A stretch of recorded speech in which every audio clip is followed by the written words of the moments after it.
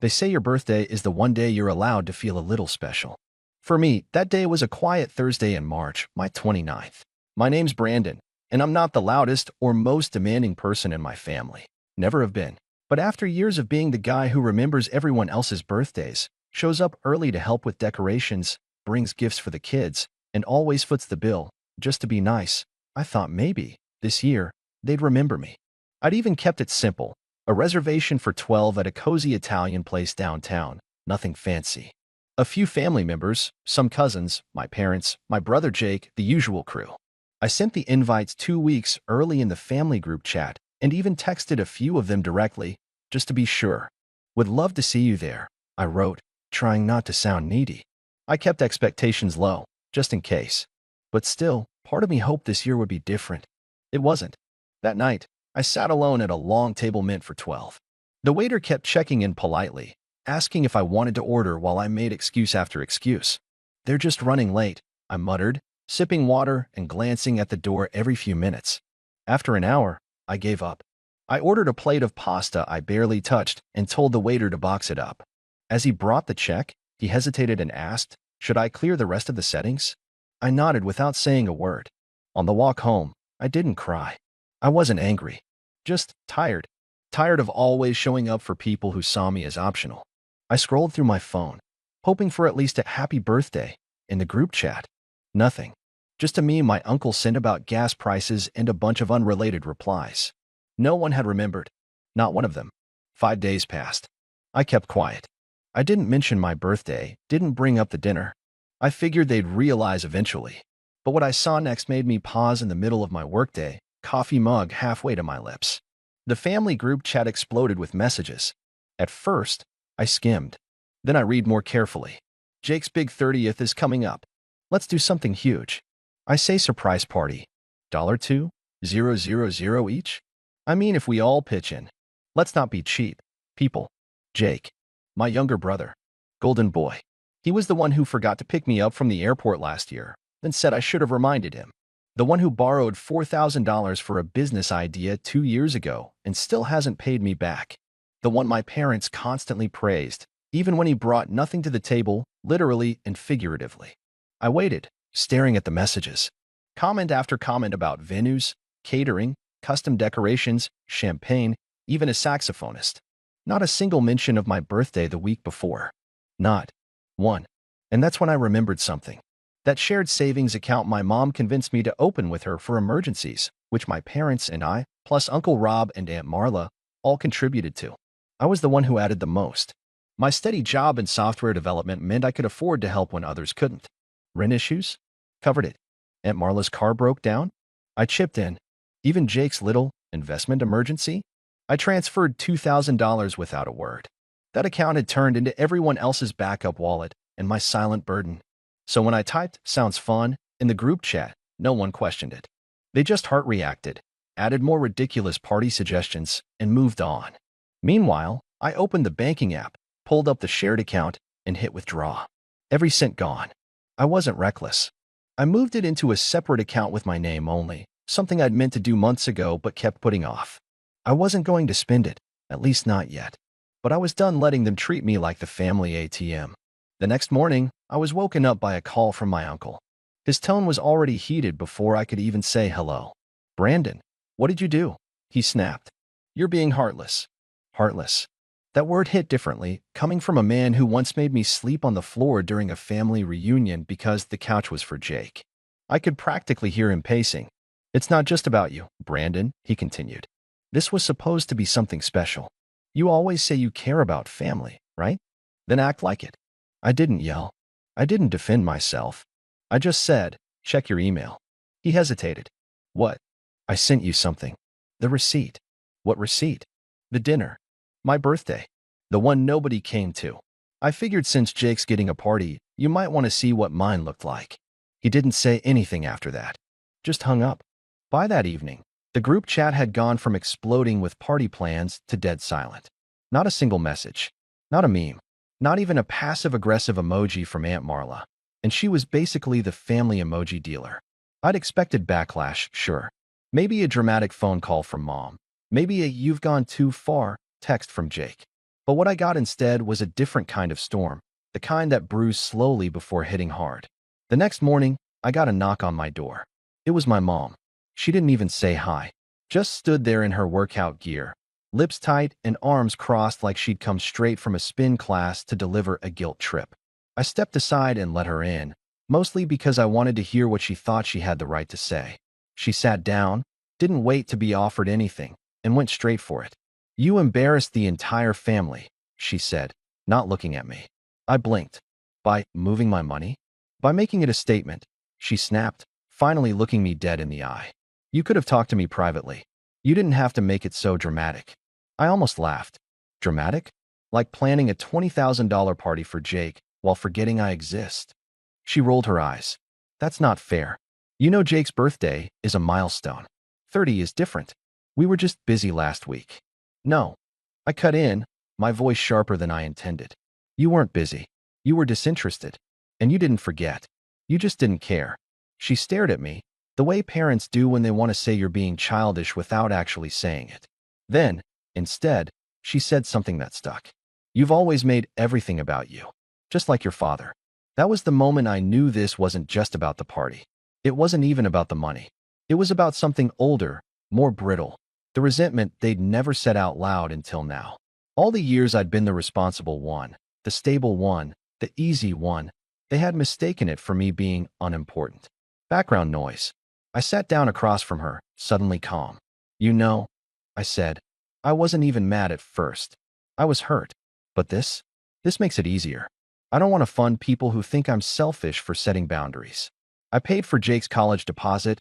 I covered rent during the pandemic. I even co-signed your car. I never asked for anything back. I just assumed, on the one day a year where it wasn't about someone else, maybe someone would show up. Just once."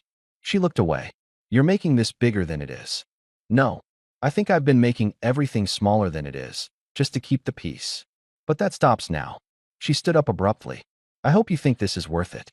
Because people are hurt." I stood too. Then maybe they'll finally understand what I felt that night. She walked out without saying goodbye. And that should have been it. But of course it wasn't. Because Jake, golden, untouchable Jake, couldn't resist the drama. That evening, while I was scrolling through some project notes from work, I saw his name light up on my phone. Missed call. Then another. Then a text. "Dude, what is wrong with you? You're ruining everything." I ignored it. 10 minutes later, another one came through. "You better fix this before next week. This party means a lot to Mom." I stared at the screen, thumb hovering over the reply button. Then I noticed something odd, a PayPal notification. Jake had just sent me a request for $2,000. I opened it. No note. No explanation. Just the same amount they'd all been quoting in the group chat. I was stunned for half a second, then I laughed. Because of course Jake would still believe I'd pay for a party where I wasn't even invited. A party built on the back of a family savings account I had carried like a mule for years. A party where the theme might as well have been "Let's forget Brandon exists." I didn't decline the request. I left it there, hanging, like the final piece of bait. And sure enough, 2 days later, I got the text that made my jaw drop. "Can you please send the money?" It was from Aunt Marla. "We already put the deposit down for the venue. If you don't help, they'll lose it." No, "How are you?" No, "Happy belated birthday." No, "Sorry we forgot." Just a demand disguised as a plea. And beneath it, the unspoken truth. They never thought I'd stand up for myself. They thought I'd cave, like always. But this time I was ready. I opened the shared folder we'd all used for family finances. Scrolled through the old documents. Found the transaction history. Downloaded every receipt I'd ever paid for. And then I compiled them into one neat PDF file. It was 63 pages long. Titled, "Brandon's Contributions Since 2017. Then I attached it to a group email, not a group chat. Email felt colder, more deliberate. I added everyone. My mom, my dad, my aunts, Jake, everyone who had ever dipped their hands into that savings account like it was free candy. I didn't write a single word in the body of the message. Just attached the file and hit send. The fallout? That was coming. But for now, I sat back, closed my laptop, and waited.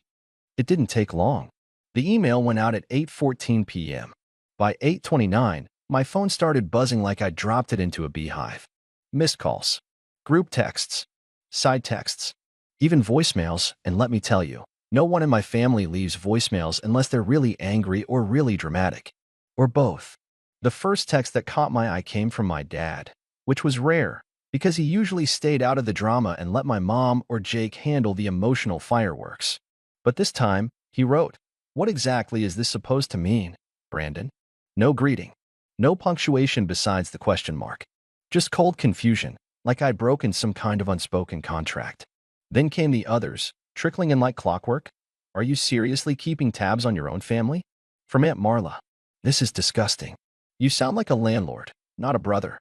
From Jake. "And we all help when we can. That's what family is about." From Mom. "Right. Family. The word they only pulled out when they needed something." I didn't respond. I let the silence hang. I wanted them to sit with it, to scroll through page after page of receipts and see how many of their little favors added up to thousands, how often the same pattern repeated, just for this month. "We'll pay you back Friday. You're better off financially, you don't mind, right? Don't be selfish." I had journal entries in there too, not for them, but for me. Notes I had kept to remind myself why I was doing it all. Birthday dinners paid in full. Emergency dental procedures for Jake when he didn't have insurance. Utility bills I covered so the power didn't get shut off on my parents' place during winter. I'd even included screenshots of forgotten Venmo requests. Not because I expected them to pay me back, but because they needed to remember just how much I'd given, how little they had acknowledged it. And for once, I wanted them to see me not as the easy one or the financial cushion, but as someone who had limits, someone who noticed. The next morning, I got a knock on my apartment door. I opened it to find Jake standing there, holding 2 coffees. Now, Jake is charming. That's his whole thing. He was the fun brother, the spontaneous one, the one who could laugh off mistakes like they didn't matter because someone else would always clean them up. He handed me one of the coffees. "Thought we could talk," he said. I didn't take it. "You here to ask again?" He exhaled through his nose and leaned against the doorframe. "Look, I get it, all right? You're mad. You feel unappreciated. But this whole scorched earth move? It's a bit much." I crossed my arms. "You think holding people accountable is scorched earth?" "No," he said, with a small chuckle. "I think nuking the savings account and dragging everyone with a PDF is a little dramatic." "And not showing up to my birthday dinner?" I asked, stepping forward just slightly. "Was that dramatic too, or just typical?" He paused, just for a second, but it was the first time I saw it. A flicker of shame. "I forgot," he admitted. "I messed up. I should have been there." "And Mom? Dad? The others?" He rubbed the back of his neck. "Look, man, you've always been independent. You never needed the same kind of attention." I blinked. That word again. Needed. As if I was just a utility. An extension of a credit line with a smile. He kept going. "This party, it was supposed to be big. It's not just for me. It's for everyone. You could have been involved, you know? But instead, you pulled the rug out from all of us." I shook my head slowly. "You still don't get it. You think this is about a party. It's not. It's about 29 years of being invisible until someone needed something." He didn't have a comeback for that. I stepped back into my apartment and closed the door without another word. No yelling. No final insult. Just a quiet click. I didn't go to work that day.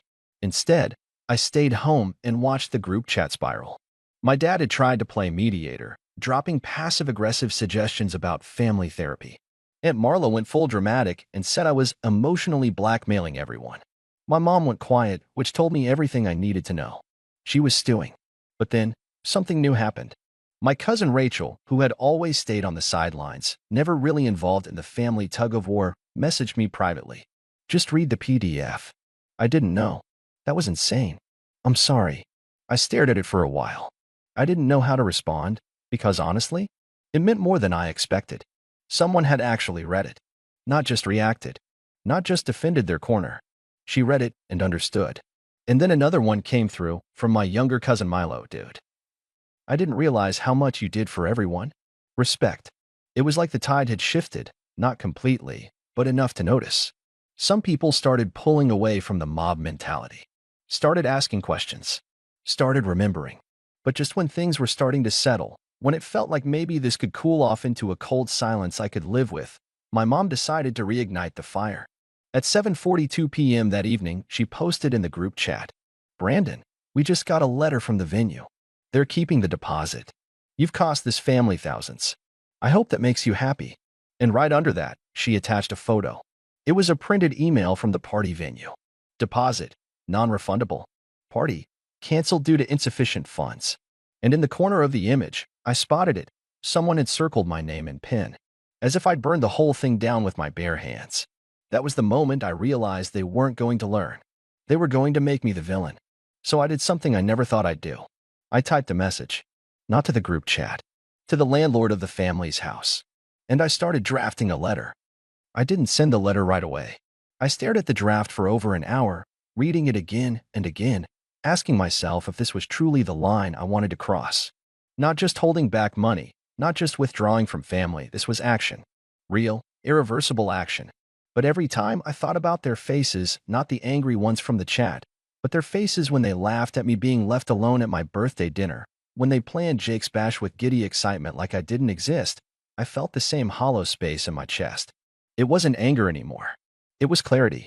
The shared house had always been a family project. It wasn't where my parents lived full-time, but it had become the unofficial headquarters for every family event. Christmas, Thanksgivings, Sunday barbecues. The place had sentimental value to them, especially to my mom, who liked to say, "It's where the heart of the family lives." They talked about renovating it, hosting future weddings in the backyard, maybe even making it a vacation rental one day. What most of them didn't know, or conveniently forgot, was that my name was on the deed. Back in 2020, when money was tight and my dad's business had flopped, the family didn't have enough credit to secure a second mortgage to renovate the place. I did. So I bought it, under the agreement that they'd pay a share monthly, and that they could keep using it as they always had. Nothing formal, just an understanding, and of course, I never enforced payments when they forgot. Not once. But I kept records. And when I pulled up the ledger, it was astonishing how little had come from anyone else's pockets. I paid the taxes.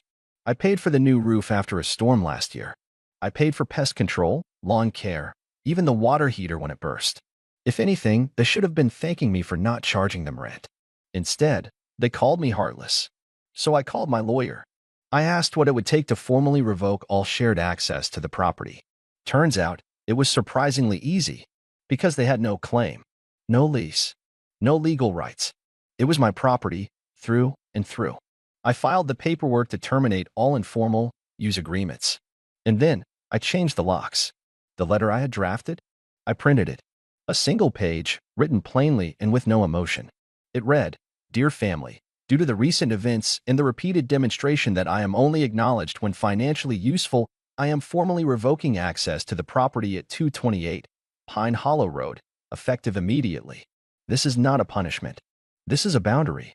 Any items you wish to retrieve must be scheduled through me directly. Please do not attempt to enter the premises without my consent.